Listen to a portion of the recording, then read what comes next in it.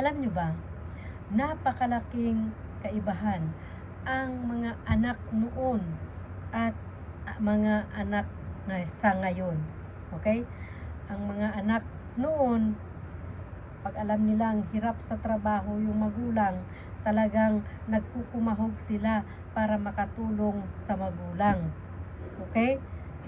Pero yung ngayon, mga anak sa ngayong panahon, pagkatapos mong paaralin, pagdating na makapagtrabaho na sila, kalimutan nila sa isang tabi. Kalimutan nilang magulang kanila.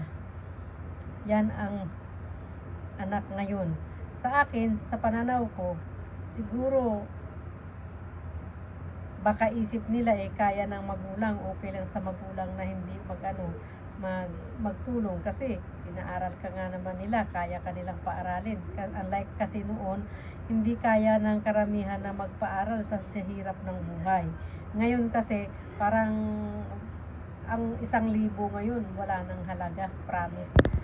Kaya isip nila mabilis lang na makahanap ng pera yung magulang, kaya hindi na nila tinutulungan. Ewan ko, pero may iba namang kabataan na pag halimbawa nakapagtrabaho sila, talagang nagbibigay sila sa magulang. Pero sa anak ko, nako, kinalimutan pa ako. Hindi ako bibigyan ng pera. Okay lang yun. Pag ako pinadala ng pera, hindi ko rin tatanggapin. Alangan yung magulang ang luluhod sa anak.